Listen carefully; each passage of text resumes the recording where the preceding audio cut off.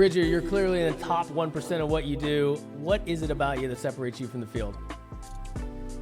Well, I don't know about that, but I try to just be excellent in everything I do. And I'll unpack that for a second. I used to work, I've like you, most people that listen to this are probably pretty well-driven people. You know, you work hard, you got stuff, you got goals and dreams.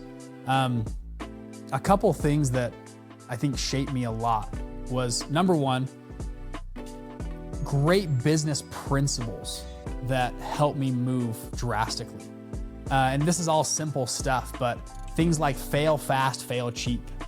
Things like the lean startup method on how you build and validate businesses helped me when I was back in college to get going. I ended up dropping out of school because we had this business take off during COVID. I was like, all right, I'm not gonna go to school anymore, and to move. But I'll summarize all these down to, I used to work a lot for money. So I wanted money, and which is great. I think it's fine to work for money. I think it's okay to work for money. And as of recent, I have shifted to working for excellence. And working, I believe it's part of the human condition to work. I think work is a good thing. Most people try to avoid work. I did that for a long time. Work is bad. I'm trying to just, one day I won't have to work anymore. What's funny is every time I've seen someone who doesn't have to work, and I'm saying work in a broad definition, those people become sad, depressed, unhappy in life. And work could be working on your charity, it could be working on your business, it could be working on your kids, it could be working on your golf game. But work as a sense of improvement and working, it could be working on your garden. When humans don't have something to work on, they're extremely unhappy.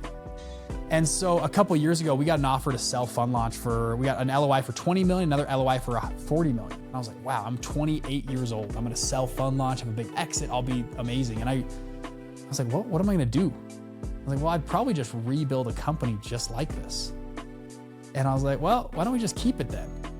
Right? I'm gonna probably work for a long period of my life. Now, I hope I don't have to work for money my whole life. But if I don't know if you're Christian or not, like, it's biblical. Like Adam and Eve, Adam was commanded to work and till the ground. I think work is a good thing. And so you asked the question, what separates me? And I don't know the exact answer to that, but I think one thing is falling in love with the work, with the process. People say that, but like, my happiest days are when my head hits the pillow and I'm extremely exhausted. And I have 2 young kids right now, and a wife and a family. We've got 9 chickens. We live on a homestead. We've got this whole, and then I got 3 businesses I'm running, and we have 75 employees, and just life's busy. It's busy for everybody. And usually my favorite days are the days that I'm just, we gave it all, right? We went out. The days on the beach, a couple days are fun in a row, but usually that gets old pretty fast. My first answer would be falling in love with work. Second would be cold plunges. I freaking love cold plunges. Everyone, the trend started and the trend stopped right after. I still do cold plunges almost every day. I think it just changes your life for whatever. I've done it for like one in a box on my porch right now. I've got to put together. Do you really? I've done it almost 4 years straight. Almost every day. I've had it break once or twice, but almost every day for 4 years. I think that'll change your life. And number 3, I've tried to involve God in my plans and my vision in my life, in my business, family, every part of my life. And that's been huge to just give me direction and guidance, and don't go this way and go this way. And I don't always get an answer to every prayer, but trying to involve God in what we're doing has been immense for me. I don't know if that was a great answer, but that's what first came to mind. Yeah, awesome answer, brother. Last but not least, man, typically to get in that top 1%, you've got to take some risk. What's the biggest risk you think you've taken, and how did it pay off? At the time, they felt like risks. And looking back, they don't feel like risks at all. But a few moments was, I was in college, I got a 6-figure job offer to go work in Silicon Valley. I had stock options, this great job offer. I was also running my fund, and I had a few business ideas. And that was a moment, a crux for me, like, do you drop out of college or do you go the corporate route? And at the moment, I was like, am I gonna ruin my whole career? Because I gotta go to college, and you gotta get recruited right out of college, and you gotta get your job and get your 2 years and do your MBA, and then you can write your ticket. That's what I was told. And I was in the finance program, in a highly competitive finance program. And I remember this guy from Harvard came to speak at our school, and we thought that was so cool because, you know, I'm in Utah, and I was like, wow, this guy from Harvard is so smart. He gave this speech, he finished the speech, he comes to the back of the room, he's standing next to me, just watching. And I was like, that's the guy. I'm gonna ask him my question. So I went up to him and I said, hey, it feels to me I have this decision. I can either go work in Silicon Valley, build my career at a great investment firm out in Silicon Valley, or I could drop out and run this fund and this little business I'm doing. And I go, and he goes, so what's your question? I'm like, well, it feels really risky to like do this. Like, what should I do? And he goes, risk. He goes, what are you talking about? And I'm like, well, it's risky. Like if I drop out of school or turn down this job, like what if this thing fails? And he like shook his head. He's like, what are you talking about? And he goes, if it fails, let's say you do this business, you drop out of school and it just goes bad. Do you have a family member or friend that you could move in with and like sleep on their couch and they'd have food in the fridge and a roof over your head? And I said, yeah, I have some people in my life that, yeah, if I really came down to it, I could sleep on their couch and for a few months and bum off of them. And he's like, okay. So that's your worst case scenario.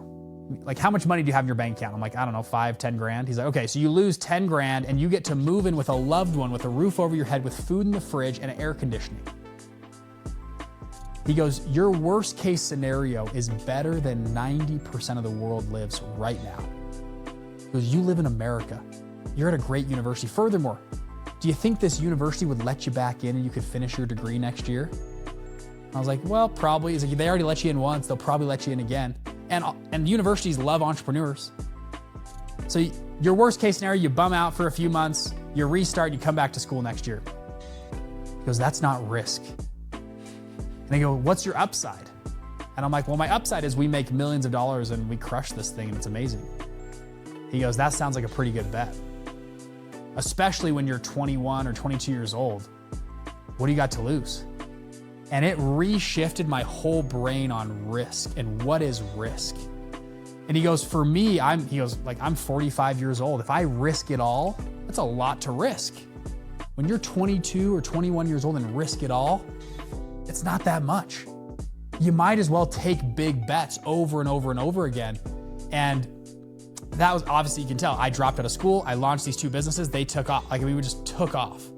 We had extreme success, hit the Inc. 5000. We're still on fastest growing companies in America right now. Like we've had tons of bumps in the road. We've had tons of other risky moments of starting other businesses and other things, but I still go back to that core of like perspective. What is risk?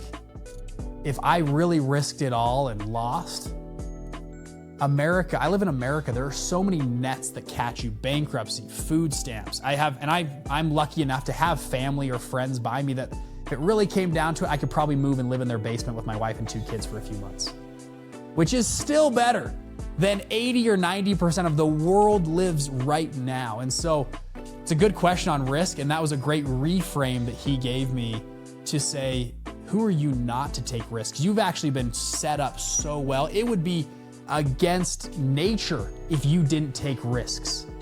Like your bloodlines all freaking came down and fought wars and did all these great things so that you would have a chance one day to take a risk, quote unquote risk, it really isn't that risky, to start something amazing and great. And I was like, wow, what a perspective shift.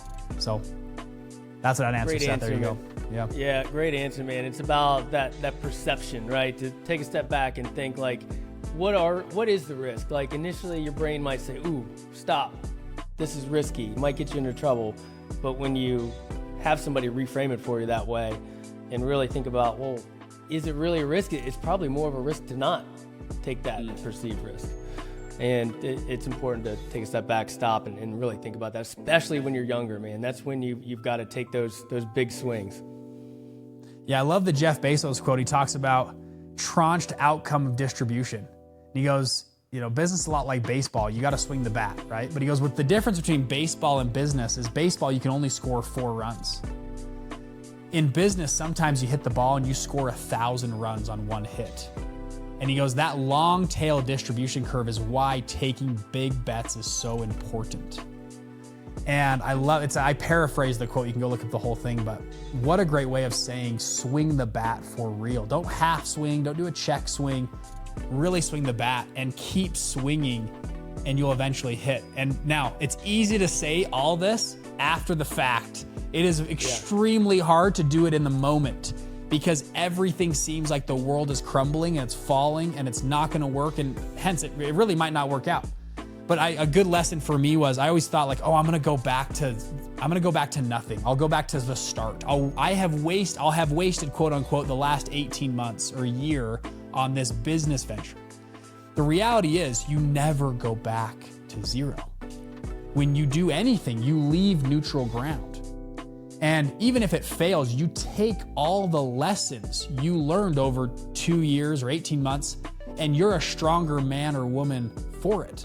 And that's why they have these catchphrases like fail forward or fail fast, fail cheap, because you really actually never go back to zero. There's this concept like, oh, I got to restart everything. That's like, no, you actually don't restart. You have connections, you have who you've built yourself, the mentality, the lessons learned, etc. And so, and I couple all that back to, and this is not for everybody, but if you're lucky enough to be born in America, if you have a healthy body and the internet, you have, I think, a duty to, you could call it your ancestors, whoever, you can name a person, but you have a duty to, I think, people that have gone before you, to take chances and take risks, because right now is a crazy time to be alive. You think back, take the ancestor route, like 500 years ago, which isn't that long ago, 500 years, you had to be born into nobility in Europe to have a castle or to have any type of land.